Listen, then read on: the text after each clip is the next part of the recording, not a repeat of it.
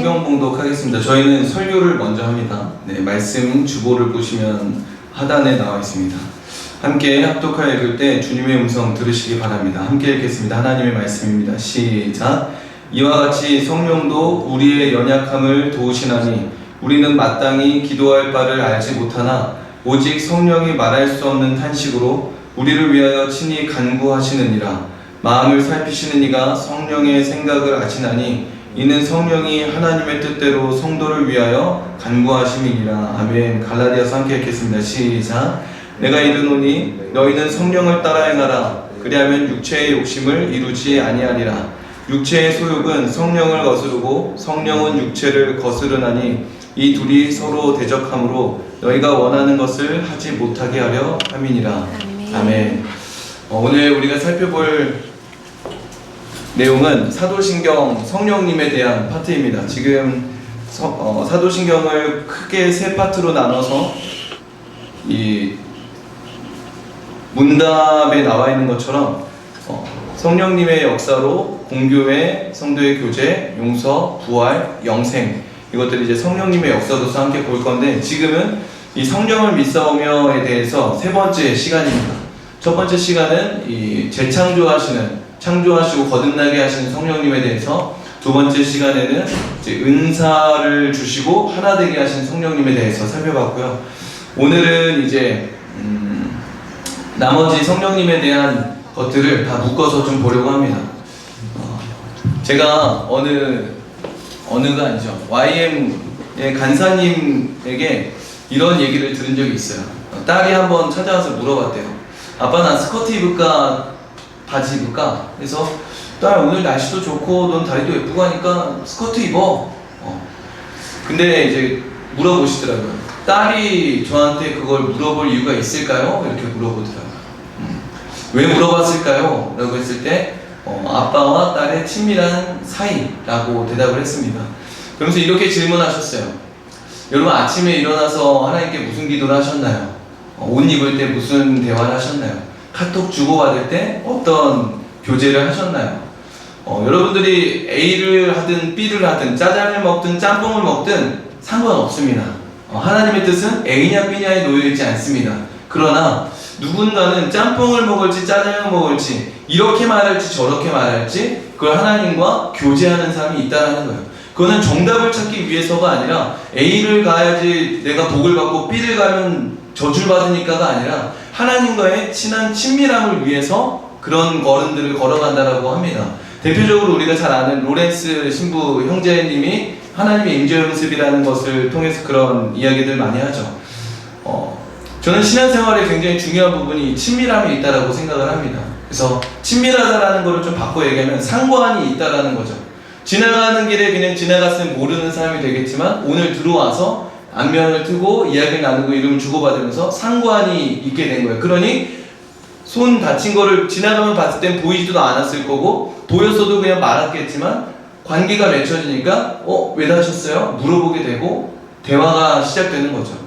제가 아내한테 간혹 서운할 때가 언제냐면 이제 어려운 일들이 있다고 얘기를, 힘든 일들을 이제 저한테 얘기해요. 그러면 남자는 남자라고 총칭할 수 없겠지만 이 뭔가 해결해주고 싶은 마음이 드는 거죠. 그러면 이제 얘기를 했을 때 그럴 때는 이렇게 해보는 게 어때? 또 신앙적으로도 영적 전쟁으로도 너무 그렇게 연민에 빠지지 말고 말에 그렇게 묶이지 말고 하나님을 이렇게 해봐 라고 하면 아내가 제발 그냥 좀 가만히 들어주면 안 돼? 아무 말 안 하고 들어주면 안 돼? 이런 얘기를 해요. 그러면 어떤 마음이 들었냐면 그럼 내가 왜 필요하지? 나 그러면 요 뒤에 그 눈사람 인형이 있는데 그럼 눈사람 인형한테 가가지고 가만히 들어달라고 하지. 그럼 나는 무슨 역할을 하고 나는 무슨 기능을 해? 그럼 난 아무 의미가 없는 거 아니야?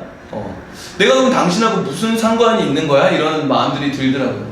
근데 이거 매듭은 이따 또 나옵니다. 일단 여기서. 근데 하나님도 그럴 거라는 생각이 들었어요. 하나님도 우리와 끊임없이 대화하길 원하시고 상관하길 원하시죠. 교제하길 원하시죠. 그래서 우리 안에 누구를 보내주셨어요? 성령 하나님을 보내주셨어요. 그래서 우리와 동행하시고 함께 하신다고 하시죠. 그래서 우리는 우리 안에 계신 성령님을 지난주에 얘기했지만 인격적인 하나님으로 어떤 내 안에 계셔 어떤 확증 정도가 아니라 감정을 느끼는, 인격적이라는 거는 실망도 하시고 분노도 하시고 질투도 하시고 기뻐도 하시고 그 인격을 가지신 성령님이 내 안에 동행하고 계신다는 것을 우리가 좀 믿어야 될 필요가 있다는 생각이 들었습니다. 그래서 오늘은 그 성령님이 우리 안에 무슨 일을 하시는가 5가지인데요. 가르치시고 인도하시고 거룩하게 하시며 기도하시고 그리고 열매 맺게 하신다. 이게 좀 많긴 한데 쭉 연결되는 부분들이 있을 거예요. 첫 번째는 가르치시는 성령님입니다. 요한복음 14장 26절에 보면 모든 것을 가르치시고 내가 너희에게 한 말을 모든 것들을 생각나게 하겠다, 깨닫게 해주겠다라고 예수님 말씀하시죠. 우리가 이 성령님께서 우리에게 가르쳐 주시는 분이라는 것을 믿는다면 성경을 읽어야 합니다. 근데 제가 성경을 읽지 않았던 이유, 심지어 목회를 하면서도 성경을 잘 읽지 않았던 이유들을 좀 돌아보니까 성경을 읽기가 어렵더라고요. 읽어도 이해가 안 되는 게 너무 많더라고요. 그리고 그냥 막 읽어가는 게 몇독했다라고 하는 게 뭔가 의미 없어 보이고 시간 아까운 것 같고, 그래서 전 뭘 폈냐, 성경책을 옆에 놓고 주석책을 봤고요, 성경책을 옆에 놓고 신앙서적을 봤고요, 성경책을 펼쳐놓고 설교를 들었어요. 왜냐면 그럼 빨리 이해가 되잖아요. 아, 이게 무슨 의미구나, 그냥 알 수 있잖아요. 근데 제가 뭘 놓쳤는가를 생각해 보니까 내가 정보는 더 얻을 수 있고 성경의 해석도 얻을 수 있지만 내 믿음이 없었구나. 하나님과 성령님과 교제가 없었구나. 성령님이 깨닫게 하시고 생각나게 하시고 가르쳐 주시는 분임을 믿는다면 이해가 안 돼도, 더딘 것 같아도, 시간 낭비인 것 같아도 말씀을 꾸준히 기대하면, 그냥 몰라 그냥 읽으면서 1독만 끝내면은 뭔가 2독 되고 3독 되고가 아니라 깨닫게 해주실 것들을 기대하면서 기도하면서 기다리면서 읽어야 한다라는 생각이 들었습니다. 근데 이제 저뿐만이 아니라 이번 주를 보내면서 여러 사람들의 이야기를 좀 듣게 됐는데, 다들 이 성경으로 하나님을 아는 게 아니라 설교로 하나님을 알게 되니까 단점이 설교로 성경을 해석하더라고요.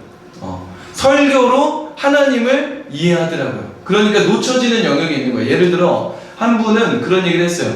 좀 막 얘기한다고 해가지고 그 사람이 못 알아들으면 무슨 의미가 있어. 알아듣게 얘기하는 게, 그리고 들을 타이밍에 얘기하는 게 지혜로운 거 아닐까? 하나님도 그렇게 성육신 하셨고 얘기하시잖아.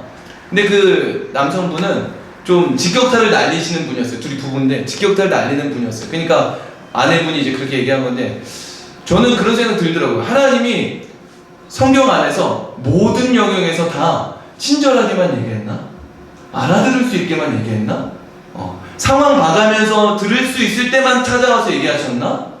물론 그런 영역들이 있죠. 근데 아닌 영역도 있죠. 때로는 하나님이 우리한테 무례하다는 말이 안 맞지만 우리가 느낄 때 뭔가 무례한 것처럼, 날 존중해주지 않는 것처럼, 심지어 날 민망 주는 것처럼 다가와서 지적하시고 말씀하실 때도 있으시죠. 내 상황과 환경을 고려하지 않으시는 것처럼 느껴질 때도 있죠. 성경은 그렇게 하나님을 이야기하고 있습니다. 근데 우리가 설교를 통해서, 신앙서적을 통해서 그 하나님만을 우리가 믿고 성경을 읽기 시작하면 그 다른 영역의 하나님들이 보이지가 않게 되는 거죠. 그리고 계속해서 성경을 읽기보다는 신앙서적과 누군가의 간증과 설교를 통해서 하나님을 알아가게 되는 거예요. 그래서 우리는 뭘 믿어야 되냐면 성령께서 우리에게 말씀을 깨닫게 해주시는 분이라는 것을 믿어야 말씀을 붙잡고 씨름하고 기도하고 기대하며 기다리고 말씀을 통해 역사하신 하나님을 경험할 수 있다라는 거예요. 두 번째로는 인도하시는 성령님입니다. 요한복음 16장 13절에 보면 그가 오시면, 보혜사가 오시면 너희를 모든 진리 가운데로 인도하신다라고 약속하고 있죠. 성령님이 인도하신다는 거, 우리를 끌고 가신다는 거예요. 근데 제 삶을 돌아보니까 하나님의 인도하심보다 제가 앞설 때가 참 많더라고요. 왜 앞섰을까? 왜 나는 성령께서 일하실 것들을 기다리지 못했을까를 돌아보니까 실수하기 싫어서, 실패하기 싫어서, 또는 돌아가기 싫어서, 고생하기 싫어서, 또는 도움을 주고 싶어서 제가 앞설 때가 있더라고요. 그러니까 아까 했었던 얘기인데, 아내의 이야기를 들을 때 해결해 주고 싶은 거예요. 이 문제를 빨리 벗어나게 해주고 싶은 거예요. 그러니까 도움이 되고 싶으니까 이 아내를 이야기를 듣는 동시에 해결점을 막 말해주기 시작하는 거예요. 뭘 놓쳤을까 생각해보면 첫 번째는 제 아내 속에 가르치시고 인도하시는 성령님의 존재를 놓친 거죠. 그리고 그가 이끄실 거라는 것에 대한 믿음과 신뢰를 놓친 거죠. 또 저는 믿음이 없었던 거죠. 제 모습을 봤을 때는 성령께서 이끄실 걸 믿는다면 저는 말하기보다 먼저 뭘 해야 됐을까요? 기도했어야겠죠. 기도하고 들어주고 중보하면서 성령께서 이 자매의 삶을 어떻게 끌고 가실 건가를 기도하는 것과 기대하는 것과 신뢰하는 것과 믿는 것이 먼저여야 되는데 고생하는 게 보기 싫고 그리고 도움을 주고 싶고 빨리 벗어나게 해주고 싶으니까 앞장서버린 거예요. 예를 들어 그런 것 같아요. 하나님께서 이스라엘 백성들을 만나와 메추라기로 광야에서 40년을 돌리시면서 그들을 낮추사 겸손케 하시고 여호와 경외하기를 가르치시는데 제가 막 앞장서가지고 만나 메추라기 해주시는데 제가 막 고기를 이렇게 뒤로 이렇게 막 부식 넣어주듯이 이렇게 막 줘버리는 꼴이 된 것 같은 거죠. 왜 그럴까? 왜 내 삶에 그렇게 될까를 보면 저는 인도하시는 성령님을 신뢰하지 못했구나 라는 생각이 들었습니다. 그래서 빨리 문제 해결을 하고 싶었던 거예요. 이 문제를 해결해 버리고 싶었던 거예요. 근데 그럴수록 오히려 분쟁과 다툼과 분열이 일어나는 것을 경험하게 됐습니다. 그래서 우리가 정말 인도해 주시는 성령님을 믿는다면 계산하기보다는 성령님의 마음을 구할 것이고 문제를 해결하기보다는 기도하기를 먼저 선택하게 될 것 같습니다. 그래서 우리는 가르치신 성령님, 인도하시는 성령님, 세 번째는 우리 따라해볼까요? 졸리니까 거룩하게 하시는 성령님. 거룩하게 하시는 성령. 베드로전서 1장 2절을 보면 성령이 거룩하게 하심으로 순종함과 라는 표현이 나와요. 저희 거룩하게 하시는 성령님에 대해 묵상할 때 이 출애굽기 20장에 이스라엘 백성들을 출애굽하시면서 내가 너희를 제사장 나라 거룩한 백성이 되게 하겠다라고 약속하셨죠. 그게 생각이 났어요. 거룩한 백성이 뭘까? 구별된 백성이죠. 구별됐다는 게 뭘까? 하나님께 택함받아 하나님을 예배하고 하나님의 뜻에 순종하는 백성이라고 볼 수 있겠죠. 그 구원받은 백성이고 제가 앞에 쭉 해오던 표현을 가져온다면 하나님과 상관 있는 존재가 된 거예요. 다른 사람들은 하나님과 상관이 없죠. 근데 오직 이스라엘은 하나님의 백성들 하나님과 상관이 있는 거예요. 그래서 가르치시고 인도하시는 성령 하나님을 우리가 믿음으로 내 뜻과 내 계획을 내려놓고 그분의 마음과 그분의 뜻을 묻고 구하고 신뢰하고 순종하는 것, 이게 거룩이다 라는 생각을 해보게 됐습니다.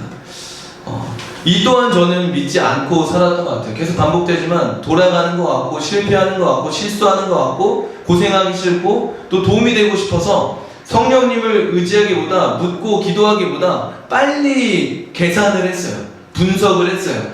이 케이스엔 이렇게 되고 저 케이스엔 저렇게 되고 간증 또 신앙서적 또는 주석 이런 걸 보면서 이건 이렇게 분석하고 이 상황에서 이랬으니까 이렇게 됐고 저 상황에서 저랬으니까 저렇게 됐고 그걸 막 파악하면서 계산을 했죠. 근데 거룩이라고 하는 것을 이렇게 좀 정의 내리고 생각을 해보니까 하나님이 제게 원하는 건 이 광야를 빨리 지나가고 빨리 벗어나서 40년을 40일로 줄여서 가나안 땅에 들어가는 게 아니라 40년 동안 내가 거룩해지는 것을 하나님은 원하신다. 이게 성령님께서 우리 안에 행하시는 일이다. 우리를 향한 하나님의 뜻이다라는 것을 좀 생각해 보게 됐어요. 우리는 이 거룩하게 하시는 성령님을 믿는다면 문제 해결이 아니라 그 가운데서 뭘 구해야 되는 거예요? 가르치시고 인도하시는 하나님을 신뢰함으로 하나님의 뜻과 마음을 구해야 되는 거죠. 그러면 감사하게도 우리의 그 선택과 우리의 생각과 그 모든 실수와 연약함들을 성령님이 아신대요. 그래서 로마서 8장에 보면은 오늘 읽었죠. 성령도 우리의 연약함을 도우시나니 마땅히 기도할 바를 알지 못하나 성령께서 말할 수 없는 탄식으로 우리를 위하여 간구하신대요. 성령은 하나님의 마음을 통달하시고 우리의 심령을 감찰하신다고 이야기하죠. 그분이 우리의 연약함을 아시고 기도하신대요. 그래서 27절 지나서 29절을 보면 뭐가 나오냐면 우리가 잘 아는 말씀, 너 모든 것이 협력하여 선을 이루게 하신다라는 거예요. 성령님께서는 이것을 기도로서 보게 하신다고 합니다. 이걸 믿지 못하니까 뭐 하는 거예요? 성경을 읽지 않고 신앙서적과 설교와 주석으로 하나님을 알려 하는 거고, 이 성령님을 믿지 못하니까 인내하지 못하고 기도하지 못하고 기대하지 못하고 앞서 행하며 계산하며 문제 해결을 하기에 급급하게 된다는 거죠. 반면에 성령님을 믿는다면 우리가 때론 느린 것 같아도, 돌아가는 것 같아도, 손해보는 것 같아도 기다릴 것이고, 기도할 것이고, 기대할 거예요. 그래서 이 찬양 후렴을 좀 같이 한번 불러봤으면 좋겠는데요. 하나님의 열심이라는 악보가 따로 하나 들어있을 거예요. 후렴만 같이 한번 좀 불러볼까요?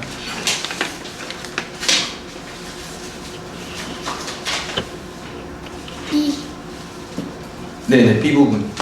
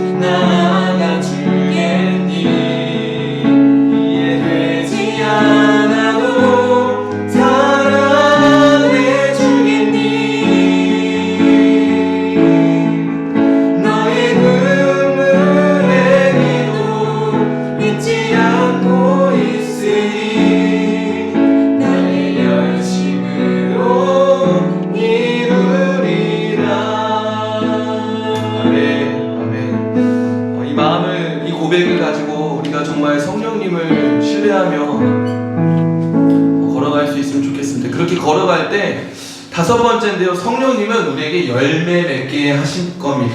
아멘. 갈라디아서 5장 22절부터 23절 보면 성령 열매가 나오죠. 사랑과 희락과 화평과 오래 참음과 자비와 양성과 충성과 온유와 절제. 이 9가지를 생각해 보면요, 쉽다라는 느낌이 드나요? 어렵다는 느낌이 드나요? 어렵다라는 느낌이 들죠. 왜 어려울까를 생각해 보니까 이 사랑과 희락과 화평, 여기까지는 그나마 좀 괜찮을 수 있는데, 오랜 참음과 자비와 양선, 선함과 충성과 온유와 절제는 다 뭘 해야 돼요? 뭔가 좀 참아야 돼요. 그쵸? 이게 참아야 돼요. 내가 하고 싶어도 참아야 돼요. 내 뜻대로 하고 싶어도 참아야 돼요. 그 말은 손해볼 때도 있고요, 희생할 때도 있고요, 힘들 때가 있다라는 거예요. 내 뜻대로 하고 싶은 이 자기중심성과 손해보기 싫은 마음, 고생하기 싫은 마음으로는 성령 열매 맺을 수가 없겠더라고요. 성령 열매는 누가 맺냐? 이 22절, 23절 위에 보면 16, 17절에 이 말씀이 나와요. 오늘 읽었던 건데, 너희는 성령을 따라 행하라. 그리하면 육체의 욕심을 이루지 아니하리라. 이게 저는 좀 이렇게 확 와닿은 것 같아요. 그러니까 성령님의 마음을 구한다는 게 한편에는 막연하잖아요. 그게 뭔 줄 알고 내 생각일 거야, 사단의 생각일 거야, 하나님의 뜻일 거야.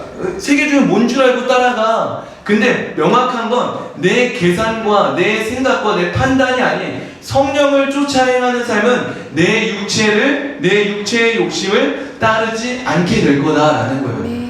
그러면 이렇게 생각할 수 있어요. 육체의 욕심이 하나님의 뜻인 줄 알고 따라가면 어떡해? 그런 우려가 있을 수 있어요. 내 소원이 너무나 강하면, 내 뜻이 너무 강하면, 이 자매님을 하나님이 내게 짝지어 주신 거야 라고 생각하고 올 수 있어요. 좀 과격하게 얘기해 볼까요? 저희 기도하고 여기 왔거든요. 동두천이라는 마음 주셔서 여기 왔거든요. 딴 거 뭐 없었어요. 근데 아니었으면, 그게 그냥 우리가 그냥 그 시기 때 그냥 들은 거를 그냥 따라온 거였으면 어떻게 되는 걸까? 라는 불안함과 두려움이 엄습해 올 수가 있어요. 그러나 괜찮은 이유는 뭐예요? 우리 성령 하나님이 가르치시고 인도하시고 거룩하게 하시고 기도해 주시는 성령님이기 때문에 우리는 몰라요. 동두천 여기 그것 때문에 왔지만 동두천으로 인해 또 태국을 계속 갔고 선교사님 만났고 태국에 살게 하려고 태국에 갈지 어떻게 알겠어요? 그 인생의 여정의 과정이 뭔 줄 알고 우리가 그런 생각을 하는 거예요. 뭐 하나 선택할 때 여기가 100% 정답이라는 걸 확신하며 가려는 건 그거는 믿음의 길이 아니죠. 내가 손해보지 않고 내가 유익을 얻고 내가 고생하지 않을 길을 선택해 가는 거죠. 성령을 따라 행한다라는 거는 어찌 보면은 불안함과 막연함과 또 내 욕심으로 따라가는 건 아닐까라는 생각과 또 이렇게 걸어가면 사람들이 어떻게 볼까라는 사람들의 시선과 여러 가지 속에 어려움이 있을 수 있지만 뭘 믿고 가는 거예요? 성령님이 어떤 분인가? 할렐루야. 성령님이 어떤 분인가를 믿고 그 길을 걸어가면 성령님이 이끌어 주신다라는 거예요. 특별히 우리 안에 육체의 욕심을 따라 육신의 열매가 아닌 성령의 열매를 맺는 삶을 살게 하신다라는 거예요. 그래서 우리가 여기까지 걸어온 것만 생각해봐도 내가 정말 잘 선택해서 내가 모든 계산을 잘 몇 수를 내다보며 계획을 해서 여기까지 우리가 걸어온 거라고 고백할 사람은 아마 아무도 없을 거예요. 그래서 선교사님께서 오늘도 나눠주셨고 지난번에도 전 개인적으로 이제 어떻게 이 기숙사를 하게 되셨는지 얘기를 들었을 때 공부방 같은 거 막 만들고 여러 가지 사역을 했는데 몸도 아프고 다 무너진 것 같은 그 상황 속에 좀 특이해도 죄송해요. 그랬는데 와서 다시 코로나 때 한국에 와서 빌드업 해가는데 모든 것들이 다 실패가 아니었고 하나님이 다 계획하셨던 것들을 마치 떡밥 회수하듯 들을 때 떡밥 회수하듯 그것들이 다 쓰여지는 오늘도 나눠주신 것도 사실 그런 거죠. 뭐 우리는 선택하고 걸어가지만 하나님께서는 그것들을 다 선하게 이끌어가 주시는 하나님의 역사를 나눠주셨잖아요. 우리는 끊임없이 계산하려는 사단의 유혹이 있어요. 그걸로 나를 증명하려 하고 고생하지 않으려고 하고 그리고 힘들지 않으려고 하고 뭔가 의미 있고 도움을 주려 하고 그러나 우리가 진짜 믿어야 될 거는 성령님인 줄로 믿습니다. 성령님께 기도해야 되고 성령님을 신뢰해야 되고 성령님을 믿고 어디까지 가야 되냐면 순종해야 되는 거예요. 순종하지 않고는 난 성령님을 신뢰해놓고 계속 짱구만 굴리고 있으면 안 되는 거예요. 믿고 실패할 거 각오하고 내 욕심이면 또 돌이키셔서 선을 이루실 것을 믿고 기대하고 도전하고 발걸음을 내디딜 때 성령님은 역사하신다는 거예요. 그러한 자에게 성령의 열매를 나타내시고 더 나아가 뭘 하시는 거예요? 거룩한 백성 되게 하시고 가르치시고 인도하셔서 제사장 나라로서의 역할까지 감당하게 하신다라는 거예요. 제가 오늘날 이 목회하면서 많은 사람들이 이제 좀 자유롭게 만나고 상담하게 되고 하면서 또 훈련받고 제 모습을 돌아보면서 성령님을 의지하는 모습이 아니라 끊임없이 계산하는 모습들을 보게 돼요. 고생하지 않으려고, 돌아가지 않으려고, 손해보지 않으려고, 실패하지 않으려고, 사람들이 어떻게 볼까라는 시선이 두려워서 또는 뭔가 의미 있고 도움이 되고 싶어서 끊임없이 계산하기를 멈추질 않아요. 물론 계산이 나쁜 걸까요? 계산해야 돼요. 이성을 주셨잖아요. 계산해야 돼요. 그러나 계산보다 먼저 뭘 구해야 돼요? 성령님의 마음을 구해야죠. 내가 A라는 모임에 참여를 할까 말까, 거기 가면은 나는 뭐 하고 있을 텐데 가면 의미도 없을 것 같은데 돈만 낼 것 같은데 그 의미가 있을까 없을까, 배울 게 있을까 없을까 막 고민하기보다 뭘 먼저 구해야 돼요? 하나님 갈까요 말까요? 가길 원하십니까? 안 가길 원하십니까? 그러면 분명하게 사인이 올 때도 있지만 안 올 때가 더 많죠. 그러면 끊임없이 그냥 구해보는 거예요. 그러면서 마음이 남으면 잘 모르겠습니다. 근데 주신 마음이 이건 줄 믿고 걸어가니까 하나님 그 길에 하나님 일하신 일을 나타내 주세요 라고 하면서 이제 계산을 굴린다면 뭘 굴리냐면 하나님께서 여기 날 왜 보내가지고 이런 고생을 시키고 쟤는 이게 아니라 하나님이 이곳에 날 보내셨다는 걸 믿음을 전제하고 하나님 내게 뭘 말씀하실까? 뭘 보게 하실까? 어떤 일들을 나타내실까를 기대하며 계산을 돌리는 거예요. 하나님께서 내게 이끌어 오셨던 역사와 상황과 환경 속에 무슨 말씀을 주시는 걸까? 뭘 보게 하시는 걸까를 기대하는 머리를 계산을 굴리며 하나님을 기대해야 된다라는 거죠. 저는 이 시대 가운데 우리에게 필요한 거는 미움받을 용기, 실패할 수 있는 용기가 아니라 살아계신 성령님을 믿을 수 있는 믿음이 필요하다는 마음을 좀 받게 됐어요. 사람들의 시선이 두려워서 이거 할까 저거 할까, 실패할까봐 이거 할까 저거 할까.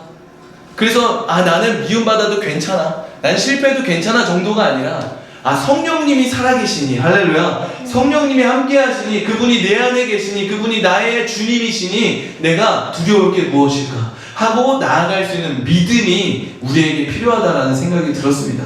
그 믿음이 많은 분열과 분쟁과 다툼을 무너뜨리고 화목케 하고 화평케 하고 하나 되게 하고 통일케 하는 하나님의 키가 될 줄로 믿습니다. 우리 좀 돌아봤으면 좋겠어요. 나는 어떤가? 나는 성령을 의지하고 있나? 내 이성, 내 계산, 내 생각을 의지하고 있나? 나는 성령님을 의지하고 성령님과 동행하는 게 목적인가? 성령님을 의지해서 뭔가를 이루려고 하는 목적이 있나? 극단적으로 제가 질문을 좀 던져볼게요. 성령님을 의지하지 않고 계획을 달성하길 원합니까? 아니면 성령님을 계획을 실패하더라도 성령님을 의지하길 원합니까? 극단적인 거예요. 그러나 이건 뭘 의미하는 거냐면 우선순위의 문제가 있는 거죠. 우리가 계획 달성의 목적이 있으면, 성령님을 의지하지 않고 계획 달성하는 게 목적이 있으면 우리는 생수가 아니라 이 생수가 흘러나오는 파이프관을 붙잡고 있는 것과 같은 거예요. 그러면 어떠냐면 계속 목말라요. 제가 보니까 청년들도 그렇고 집사님들도 그렇고 또 일본에 계신 목회자분들, 또 성도님들, 심지어 선교사님들도 그 외로움이 그렇게 많대요. 그러니까 오늘날의 대형교회 말고 다 교회들이 작잖아요. 일본은 또 심지어 이 165년의 기독교 역사 속에 3%를 넘겨본 적이 없는, 거의 1% 미만이었던 걸로 쭉 이어왔는데 그 속에 외로움이 너무 강한 거예요. 한국에서도 저는 공동체가 없어서, 같이 기도해 줄 사람이 없어서, 우리 교회는 찬양팀이 없어서. 다 필요해요. 좋아요. 있으면 도움이 돼요. 근데 전 그건 다 파이프관이 아닌가? 하나님과 교제할 수 있도록 도와주는, 또 누군가를 초대하고 붙잡고 이끌어주는 도구 아닌가? 근데 일본에 갔는데 40년 동안 목사가 없는 무목교회에서 그냥 말씀 한 구절이 감동이 돼가지고 하나님을 인격적으로 영접하고 끊임없이 그 하나님과 동행하며 믿음을 지켜온 분을 만나게 됐어요. 그 간증을 듣는데 그런 생각이 들더라고요. 일본 땅이 소망의 땅이다. 마치 지하교회를 보는 것 같았어요. 북한의 지하교회, 중국의 지하교회. 정말 아무것도 없는 데서 믿는 게 너무 어렵잖아요. 우리 다 개척교회에서 힘들다, 뭐 없다, 힘들다 하지만 그들은 정말 아무것도 없는 그곳에서 예수를 주로 고백하고 그 믿음을 포기하지 않고 걸어가는 그 신앙이 진짜 찐 신앙이다. 그게 본질이고 핵심이다. 이게 생수다. 이걸 맛보지 않고 이거가 없으면 끊임없이 이 파이프관, 저 파이프관, 찬양의 파이프관, 공동체 파이프관, 여러 가지 그것들을 붙잡고 있지만 그게 깨지는 순간, 그게 없어지는 순간, 코로나가 터지는 순간, 혼자 머물게 되는 순간 우리는 외로움에 빠지고 공허함에 빠지고 무너지게 되는 거죠. 우리에게 필요한 게 무엇인가? 하나님과의 교제인 것 같아요. 친밀함인 것 같아요. 그래서 그러려면 어떻게 해야 되냐? 하나님, 저 오늘 설교할 때 이렇게 앉을까요? 이렇게 앉을까요? 마이크 스탠드 할까요? 말까요? 유치하죠. 근데 진짜로 말씀을 준비하는 유익은 실제 해보게 되는 것 같아요. 또 잊혀지겠죠? 하지만 끊임없이 하기 원해요. 그리고 그렇게 하실 수 있으면 좋겠어요. 우리가 그렇게 하나님과 교제하는 시간들이 늘어나면요, 하나님이 더 선명하게 보이지 않을까요? 하나님의 음성이 더 선명하게 들리지 않을까요? 하나님의 말씀이 내게 더 꿀같이 들리지 않을까요? 하나님이 일하신 일이 더 선명해 보이지 않을까요? 그 사람이 제사장 나라를 감당할 것 같아요. 그 사람이 제사장 나라의 역할을 감당하게 될 것 같습니다. 육체를 따르지 않고, 육체의 욕심을 따르지 않고 성령을 쫓아 행하며 성령의 열매를 맺고, 제사장, 죄인된 자들을 하나님 앞으로 이끌며 그들이 날 찌르고 날 욕해도 넌 자격 있어? 웃기지 않아요? 아론이 대제사장이에요. 아론이 뭐 했던 사람이에요? 우상 숭배를 끌고 우두머리로 했던 사람이에요. 누군가는 야 네가 어떻게 제사장이 돼? 라고 할 수 있지만 아론의 마음 어땠을까요? 정말 극악무도한 죄를 지은 사람들이 막 올 때 그들을 향해서 야 너 어떻게 그럴 수 있어? 라는 손가락질을 못하겠죠. 못했을 거예요. 하나님 저를 품어줬던 것처럼 저들도 품어주세요. 그 하나님의 마음과 가까운 친구와 같은 친밀함을 가진 자가 아버지의 마음을 품고 하나님께로 인도하는 제사장의 역할을 감당할 거라고 생각합니다. 이 시간 성찬할 건데요, 예수 그리스도의 죽음과 부활을 믿음으로 성령님이 내 안에 계심을 다시 한번 고백했으면 좋겠어요. 그 성령님이 가르치시고 인도하시고 기도해 주셔서 거룩하게 하시고 열매 맺게 하시고 제사장 나라가 되게 하시는 성령님이다라는 것을 우리가 기대하며 고백하며 성찬에 참여하겠습니다.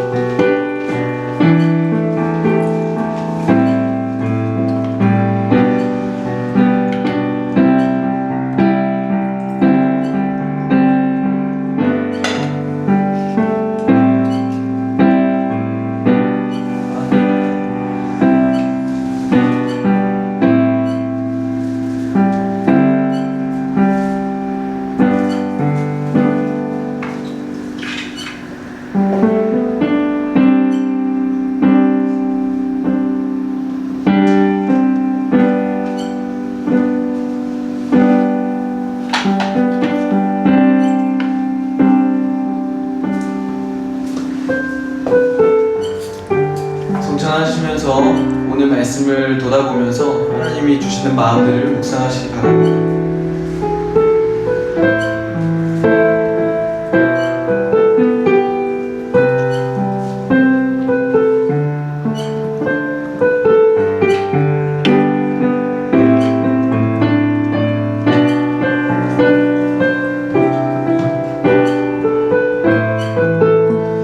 제가 좀 합심해서 기도할 텐데요. 우리 선교사님은 태국에서 오셨어요. 태국에서 한국어를 공부하는 다음 세대 아이들을 크리스찬 리더십으로 키우시는 일들과 더 많은 사역들을 이제 하고 계시는데, 오늘 이 시간에 좀 같이 기도할 때 태국 기숙사 아이들을 위해서 함께 또 기도했으면 좋겠고요. 정말 그들이 성령으로 충만할 수 있도록, 성령님과 친밀할 수 있도록, 그러지 않고서는 사실 한국과 같이 돼버릴 거예요. 성공과 성장과 내 욕망을 펼치는 리더가 돼버리겠죠. 근데 크리스찬 리더십이라고 하는 거는 어찌 보면 성령의 이끌림을 받는 자들, 우리 태국의 기숙사 아이들이 매주 드려지는 예배와 또 묵상을 나누는 그 시간들을 통해서 또 일상의 삶을 살아갈 때 이 종교적인 이런 행위가 없는 그 자리에서 성령님과 끊임없이 교제하며 찬양하며 신뢰하며 믿음으로 걸어가는 태국의 기숙사 아이들이 될 수 있도록, 그래서 제사장 나라로서의 역할들을 감당하는 리더십이 될 수 있도록 기도해 주시고, 또 우리 이상준 선교사님과 그 가정, 그리고 또 태국에 있는 최진 선생님과 또 우리가 알고 있는 여러 선교사님들, 그 선교사님들도 성령님과의 친밀한 그 교제를 놓치지 않고 아버지의 마음을 가지고서 태국인들을 사랑하고 태국의 영혼들을 사랑하고 제사장 역할을 감당할 수 있도록 기도해 주시고, 또 동두천의 이 목회자들, 특별히 저희 더센트교회 저희를 위해서도 같이 기도해 주셨으면 좋겠습니다. 성령님을 믿게 하여 주시옵소서.